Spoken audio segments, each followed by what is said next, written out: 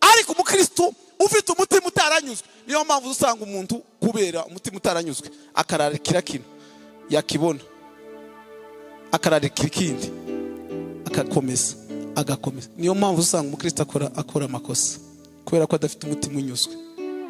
Ariko umutima unyuzwe aho uhora uvuga ngo Mana ndagushimiye kuko wampaye bino, ndabigushimiye, habe nubwo noba umukene, habe nubwo nogenda no kwambara urukweto rumwe, ariko ndabigushimiye kuko wabikuye ku ndiba y'umutima, kuko umutima wawe ugize gute, unyuzwe. Irubavu hano umumama umwe yagiye gushingura umwana wiwe bakiri ku bitaro abafashe umurambo bagiye kushingura, bagisohoka mu kigo munani mu muryango w'ibitaro, bamuhamagara kundi wa kabiri, yari afite ari babiri bamuhamagara kundi yagize gute, apfuye.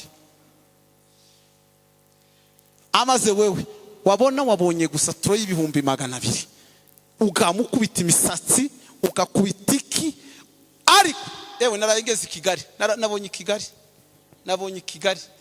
Turashima Imana rero kuko Imana yatugiriye neza ikaduha kubona uyu mugoroba wa none, umugoroba udasanzwe by'ukuri. Imana yo mu ijuru ihabwa icubahiro, amen. Ndashimira kandi umushumba Revera madame we ndetse n'abandi bakozi bose bakorana n'umushumba kutwemerera tugahagarara hano, tuba twaje mu gitaramo. Nukuri n'ubundi n'imibiri yari ikirushe, nukuvuga ngo nasibye mu rugo ejo, twari kumwe n'umuvandimwe umuririmbyi hariya, twari kumwe nawe i Kigali, nagiye kuva ku wa 4 ku wa 5 kugeza ku Cyumweru. Urumva ko twarakoze cyane kandi twaryama amasaha, jewe niposho naryanye mu masaha 8, nukuvuga ngo amasaha 8 niho nabaye nkuja mu icumbi kuryama, nabwo sinanaryamye. Iyo ari amasaha ya saa 8 niyo nza numva ko ariyo masaha ngomba kuganira n'Imana cyane kuruta andi masaha yose mbona abagize. Ariko ndabishima mu Imana, narabiteguye, nahamagaye hano umukozi w'Imana ndamubwira ati bimeze guta kabiri, ngenda kumubaza cyane, arambwira ati nta kibazo turaterana. Kandi mu zukuri mu kintu nkunda cyane, nkunda amateraniro. Rero byose bizavuye hano ni umugambi w'Imana, kandi muzakire mubikomera amashyi menshi cyane, kandi nibyo tugiye kuvugaho. Bamaze kumbwira hano nkishika hano, nabwiye Imana ndayibwira ati se Mana, none se ko bambwiye ngo ndagira icyo mvuga, urabona ko mvuga iki? Imana ihita imbwira ngo uravuga hejuru y'amashimwe. Igihe ngiye ntekereza amashimwe, umuvandimwe hano ahita avuga ngo umuntu wese ufite ishimwe aritange. Kandi mu by'ukuri menya kuko Imana y'Isiraheli ntiba kure, Imana aho uyibwira izisubiza, ugapfa kuyibwira uyizeye izisubiza. Amen.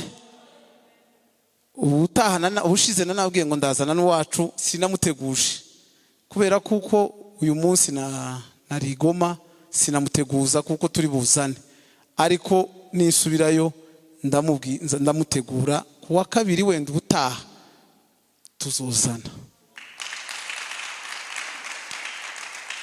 Rero reka dusome ijambo ry'Imana twihuse kugira ngo tuze gutanga umwanya, kubera ko amasaha nayo n'umwanzi. Wenda batanzi cyane, nitwa Rukataza, niryo zina baza banita, nitwa Rukataza. Foursquare n'itorero n'umubyeyi wanje. Bwana sifiwe. Muzonambe kuri Foursquare, muzoyikunde, n'utayikunda nawe azayikunde. Iri n'itorero ryiza cyane. Hari andi matorero mbabwire wogenda ukaza ushaka. Ushize twari kumwe na Ndamayiza akazavuga ngo wari ukuntu umuntu azagera mu itorero ngo ugashakisha umunezero wo ukawushakisha, kandi mu by'ukuri niko bizabigenda.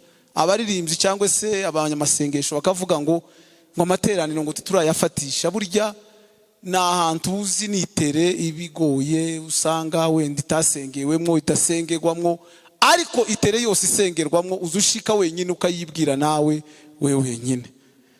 Gitabo cya Zaburi sura yayo ya 52 n'umurongo wayo wa 11. Reka dusome twihuse Bibiliya iravuga ngo nzagushima iteka kuko ari wewe wabikoze. Nzategereza izina ryawe imbere y'abakuzi bawe kuko ari ryo ryiza. Bwana sifiwe. Munyikirize amen. Tugiye kuvuga ijambo gushima Imana. Ijambo gushima Imana nkuko muvuye kubyumva, abavandimwe babishimye, babivuze, bavuze imirimo y'Imana. Imana yagiye ikora imirimo itangaje, Imana yagiye bakorera. Mu by'ukuri nibyo natwe tugiye kuvuga hejuru y'amashimwe. Gushima Imana. Ese dushima Imana ari uko twahuye n'ikibazo? Dushima Imana kuko ari uko Imana yadusubije? Dushima Imana ari uko twatunze? Dushima Imana yuko twabaye iki? Ariko umwanditsi Paulo yandikiye Abatesalonike aravuga ngo mu bibaho byose muhore mushima Imana, ngo kuko ari byo bigize gute bibakwiriye. Bwana sifiwe. Gushima Imana, umuntu ashima Imana ukuri kose. Waba mwiza ugomba gushima Imana. Bwana sifiwe. Waba uri mubi ugomba gushima Imana. Waba utunze ugomba gushima Imana. Waba ukenye ugomba gushima Imana. Waba wariye ugomba gushima Imana. Utariye ugomba gushima Imana. Wabonye akazi ugomba gushima Imana. Utakabonye ugomba gushima Imana. Bwana sifiwe. Mana nzagushimisha umutima wanje by'amaboko yawe.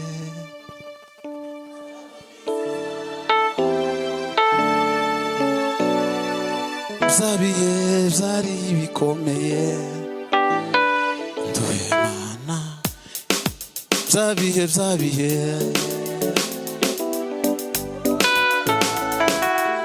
yo byabihe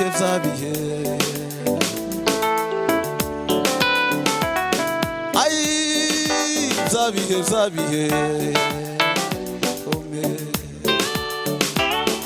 ay byabihe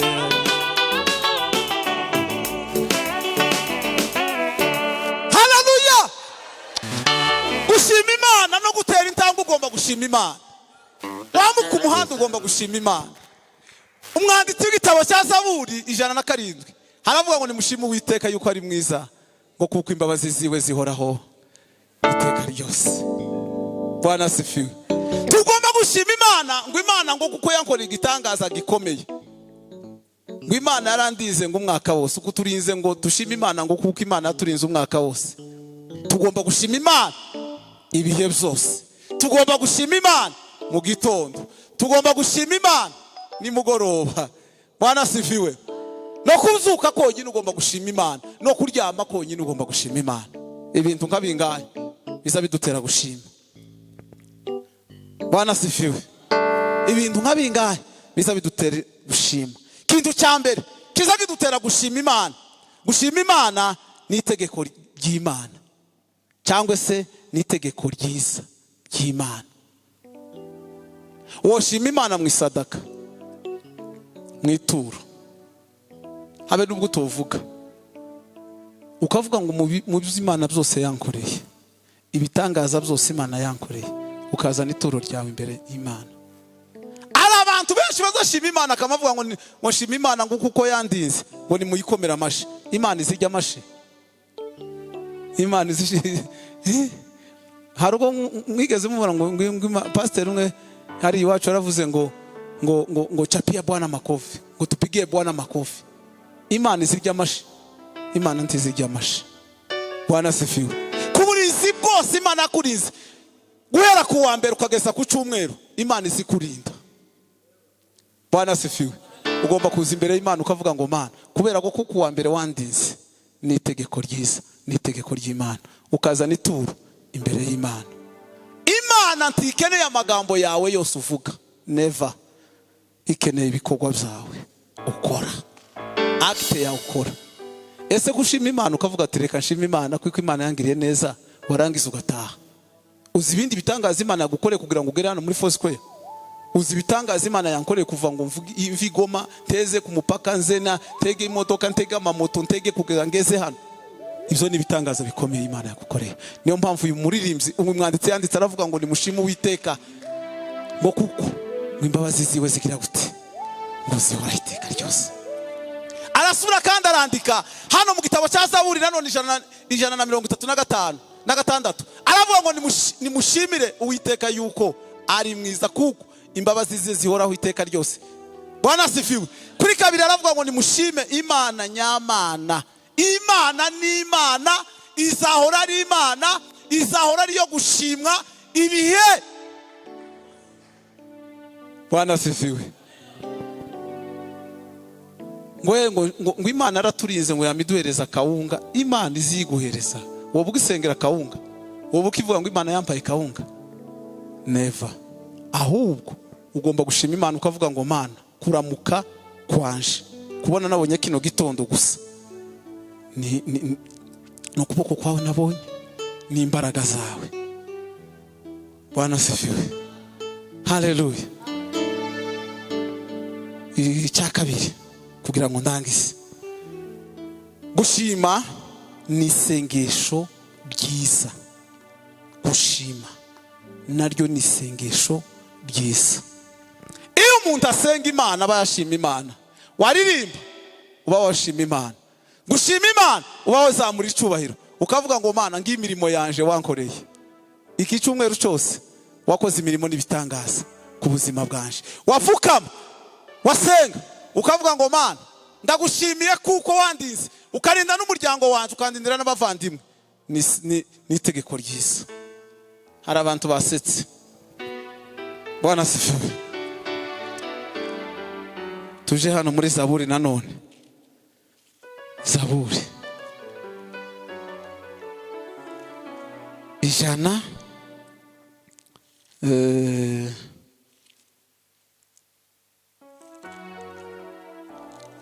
asifiwe Yesu. 111 naho aravuga ngo nzashimisha Uwiteka umutima wanje wose. Iyo umutima wawe wanyuzwe, umutima wawe ukanyugwa, umutima wawe ukakira ibyiza, umuntu azakugabira ukamushimira kandi ubikuye ku mutima. Ariko iyo umuntu yakugabiye umutima wawe utaranyuzwe, tuzi umushimira, uzumushimira kubw'ijya injyajya kuburyajya. Turi kumwe kuburyajya, ukamushimira kuburyajya gusa. Nkunda gushimiye ariko iyo ariko nyine ntiwayikuye ku mutima, kuko umutima wawe ntiwanyuzwe. Umutima utanyugwa mwumva ukuntu Paulo yandikiye Abaefeso, nimbara Abaefeso. Mureke dusome ijambo ry'Imana. Mwumva umutima utanyugwa yemwe. Umutima umuntu azashima. Timoteyo wa mbere 6 no kuri 6. Icyakora koko kubaha Imana iyo gufatanije no kugira umutima unyuzwe kuvamwo inyungu nyinshi. Umutima unyuzwe biravuga ngo rinda umutima wawe kuruta ibindi byose bigira gute birindwa. Umutima niyo nkomoko, niyo nzira y'umuntu yose. Iyo umutima ufunze ni ukuvuga ngo umuntu wese aba afunze, ariko uyu mutima ufunguye ni ukuvuga ngo inzira z'umukristo wese ziba zifunguye. Ariko umukristo ufite umutima utaranyuzwe, niyo mpamvu usanga umuntu kubera umutima utaranyuzwe akararikira kino yakibona, akararikira ikindi agakomeza. Niyo mpamvu usanga umukristo akora amakosa kubera ko adafite umutima unyuzwe. Ariko umutima unyuzwe aho uhora uvuga ngo Mana ndagushimiye kuko wampaye bino, ndabigushimiye. Habe nubwo no umukene, habe nubwo nogenda no kwambara urukweto rumwe, ariko ndabigushimiye kuko wabikuye kundiba y'umutima, kuko umutima wawe ugize gute unyuzwe. Bwana asifiwe. Dezi Imana icyubahiro. Mana nzagushimisha umutima wanje.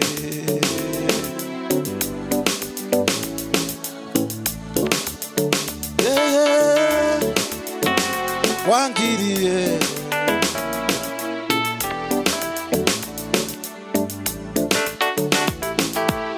oh sabiye dari bikomeye warinduye Mana oh sabiye dari bikomeye warinduye Mana. gutya twese tuzamure Yesu cyubahiro. Hallelujah. Amen. Amen. Icya gatatu, gushima Imana. Imana izitangiriro n'iherezo. Bwana asifiwe. Imana ni Alpha na Omega, n'itangiriro kandi n'iherezo. Ugomba kwishima ibihe byose. Yeye ndiye mwanzo tena ndiye mwisho. Uko yari iri ejo niko iri n'uyu munsi. Niyo mpamvu tugomba kwishima. Tugomba kuza tuyishima. Warangiza ukaza imbere yayo ukavuga ngo kubera ibitangaza Imana yankoreye, kubera icyo wankoreye Imana ije imbere yawe. Bwana asifiwe. Amen. Bwana asifiwe. Hallelujah. Ije imbere yawe gushima, ije imbere yawe kuvuga imirimo yawe, imirimo ikomeye wankoreye. Bwana asifiwe. Hallelujah. Atoya ndi busy, jewe ndi busy. Wabaye busy kuva ryari? Yesu ntazo gushaka, ahubwo wewe niwe ugomba kumushaka, kandi ukamushakana n'umwete wose, umutima wawe wose ukamushaka. Bwana asifiwe. Amen. Twegereje pasiteri arakaza Imana n'umugisha. Icyakane, gushima Imana ni uburyo bwo kugaragaza ko Imana ari nziza kandi ari urukundo.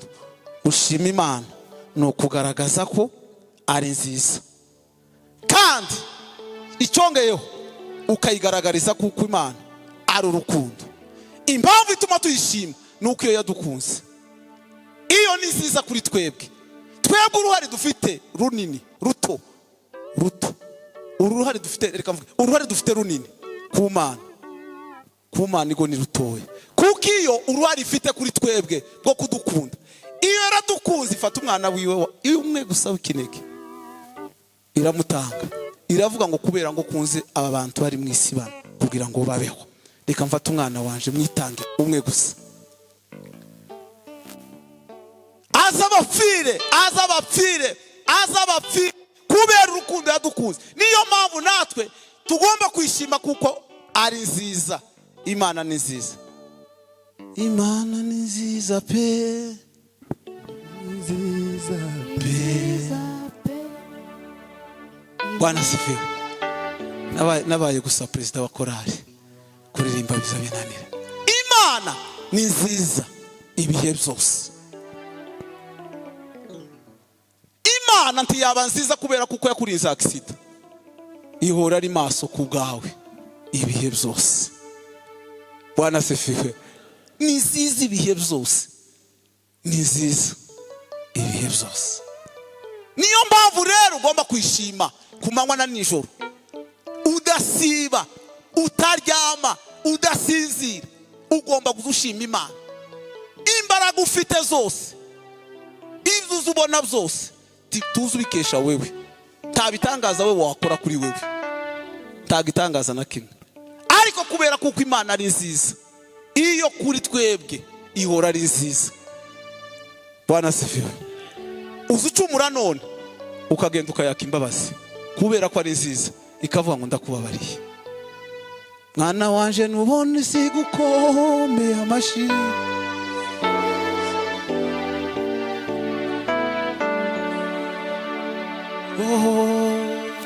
Mwana wanje uzibuke.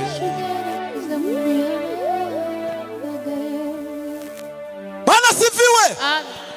Hallelujah. Ariko ngo Imana yampinduriye ubuzima, yarabuguhinduriye. None icyo wayituriye ni iki? Wayituye kwibwira ngo tugikomere Imana amashi? Niryo shimwe wayituye? Waravuze ngo Imana wari mubi, tiwaruzi kuvuga ngo uconga umusatsi neza, tiwaruzi. Ariko kubera kuko yari nziza ibihe byose, yakugize mwiza, ugomba kwishima. Niyo mpamvu uyu muririmbyi yavuze ngo ibihe byose, bya bihe byose byari bikomeye, ibihe bikakaye, ibihe bigoye, warabihinduye. Bwana asifiwe. Warangiza ukaza imbere yayo ukayibwira ati Imana. Apotre Gitwaza aravuze ngo ngo buriya ngo abantu bose arimo avuga abakristo bose kuri rusange, aravuga ngo umukristo ngo azabwira Imana ngo Mana ngo uyu munsi ngo wompa akazi, ni ukuvuga ngo Imana ikaguhereza akazi k'ibihumbi 100, ariko muri bya bihumbi 100 ukaranirwa gutanga igice cya 10 cy'ibihumbi 10, niko ejo ukavuga ati Imana ariko wonyongera ibindi bihumbi 100, tino gushima cyane.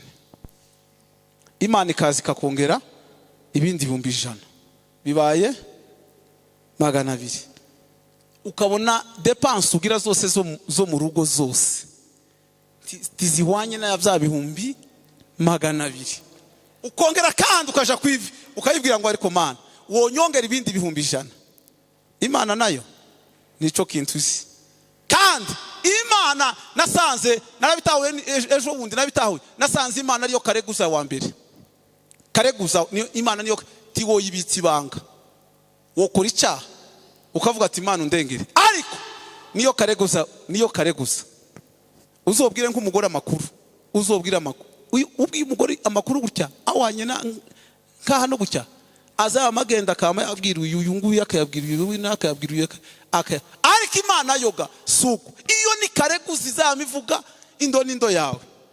Aravuga rero ngo igihe umaze kugira ibihumbi 300 ugamukubita imibare kandi ugasanga adepense ufite mu rugo ni nishi, kubera iki? Warabisavye, tiwari ufite umutima unyuzwe, tiwabishimye, tiwagiye kubishimira, warangiza waza hano ngo Mana we ngo iki ni cyifuzo mfite.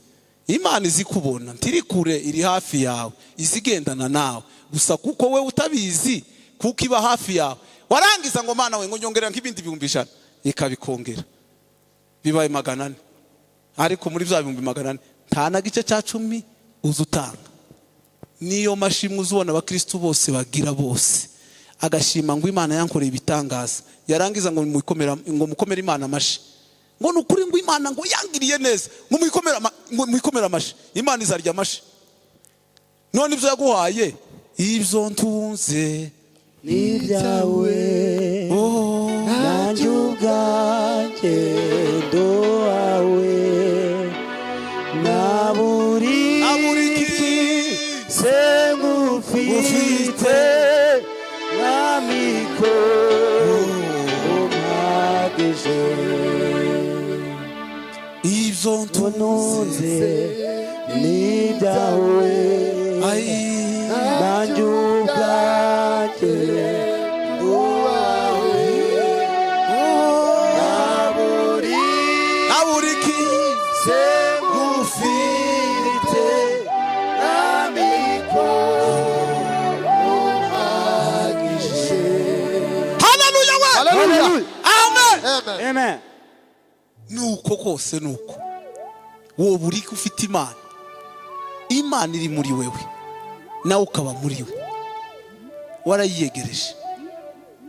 Iyo wayiyegereje ukayiyegereza umutima wawe, izi kuremera amashimwe, Bwana sifiwe, ikakuremera amashimwe mu bakuvugaga ngo ese uriya muntu ese siko kwa nani Obededomo bagiraga ngo ntabyuka, ariko akabyuka afite iki? Yari afite iki? Isanduku y'isezerano, ariko agapfukama agasenga. Abamuvuga bose bakabona nabyutse ngo nimugoroba ngo ntagira gute, ngo ntaramuka, ariko akaryama akose. Dore dushima Imana kuko Imana irabikwiriye.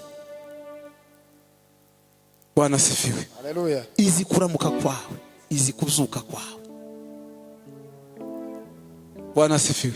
Ukamugenda nyine wakataje mu muhanda ukamurara, warangiza ukamureba umuntu ukamureba, ariko warishika mu iteraniro ngo Imana ngo yangiriye neza, ngo haleluya, ngo Imana yangiriye neza. Aho yakugiriye neza, none ugiye kwibwira gusa ngo ni haleluya gusa.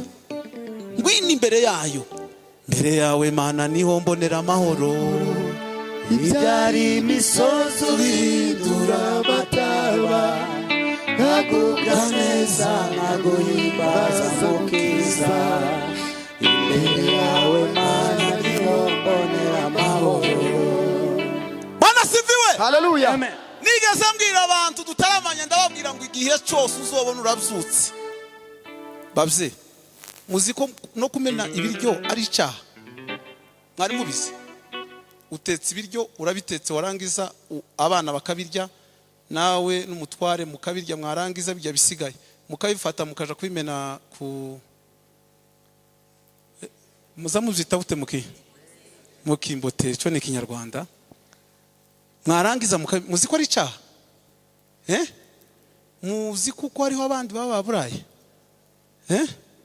none iyo dutangije umwaka tugatangira mu kwezi kwa mbere ngiye kuvuga ikinyarwanda noneho ukwezi kwa mbere tukageza mu kwezi kwa kabiri kwa 12 suko ufite varize y'imyenda yose ukagira imyenda ya varize ukazumanika kuri portemanteau gutyo ukayimanika gutyo ariko hano hanze hariho abantu bambara umwenda umwe ariko ukabura uko umuntu yokubwira ngo ukabura uwo uheza umwenda umwe ukavuga ngo akubwira gusa ngo Imana igumurisha cyangwa se wowe udahira na eseniki igikombe cy'umuceri akubwira gusa ngo Imana igumurisha ariko muzi iryo shimwe murarize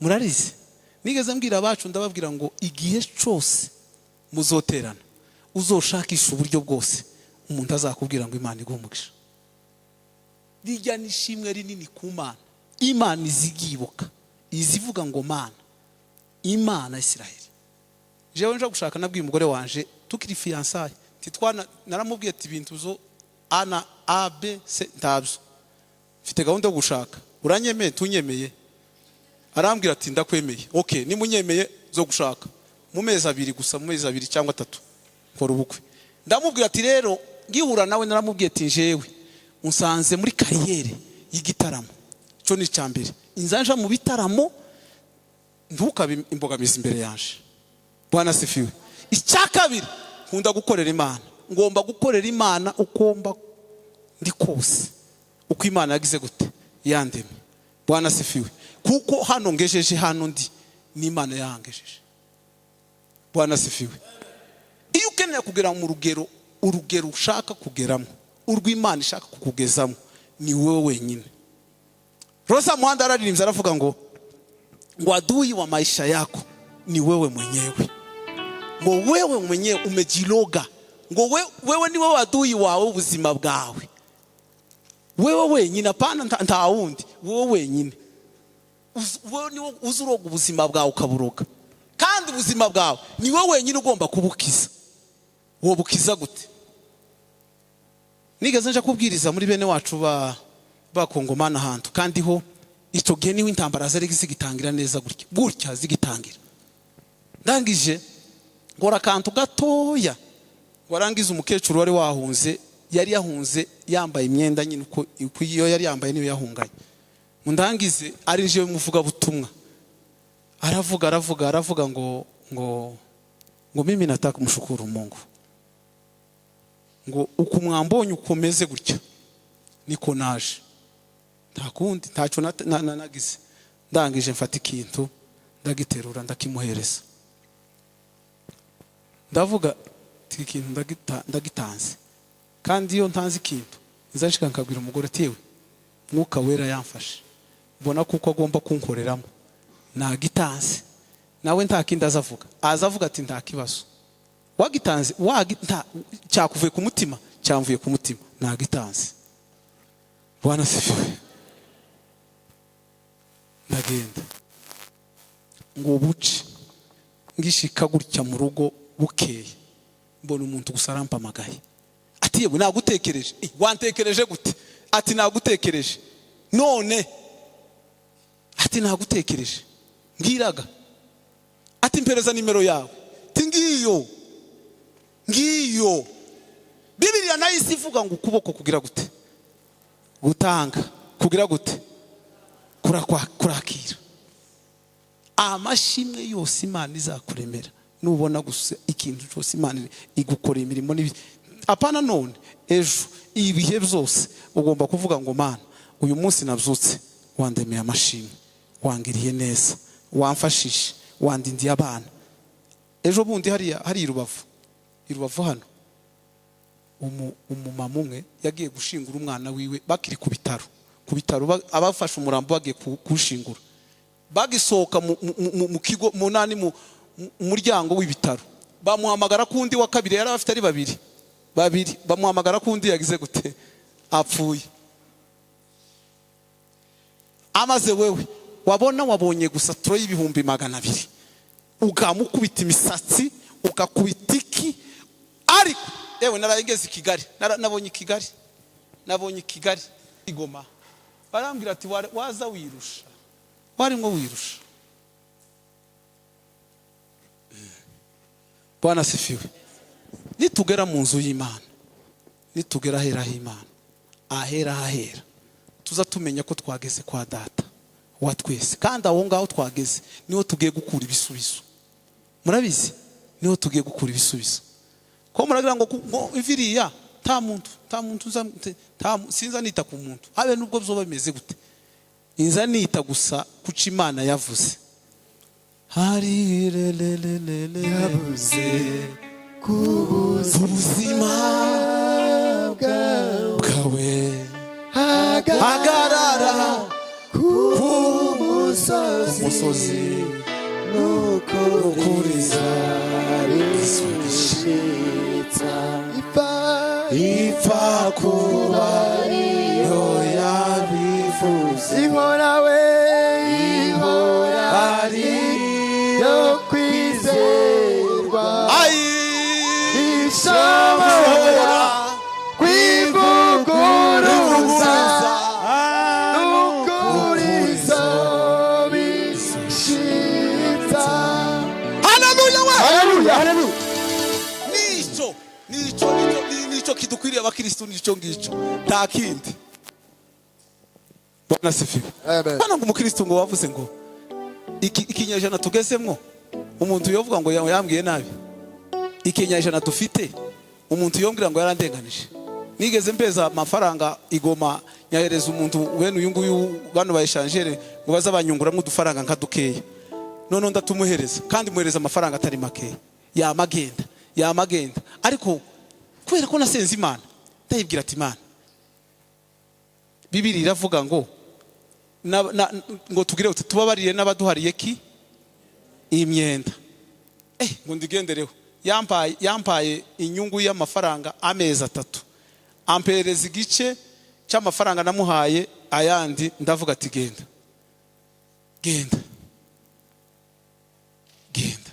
kubera kuko Imana ari cyo yaremye. Gende, Imana nimukiza azankiza, natankiza azakiza abana banje. Bwana sifiwe. Hari ikintu Imana ishobora kukuremera wewe, isezerano ryawe, isezerano ry'uyu mugabo ikaricisha muri wewe. Bwana sifiwe. Niyo mpamvu Bibiliya buri kitazibesha, Bibiliya zivuga ngo mugire umwete wo kugira gute abantu bose amahoro, niryo gusa nta bindi. Mwarangiza mugasenga, mwarangiza mugakundana, ijambo ry'Imana rivuga. Amen.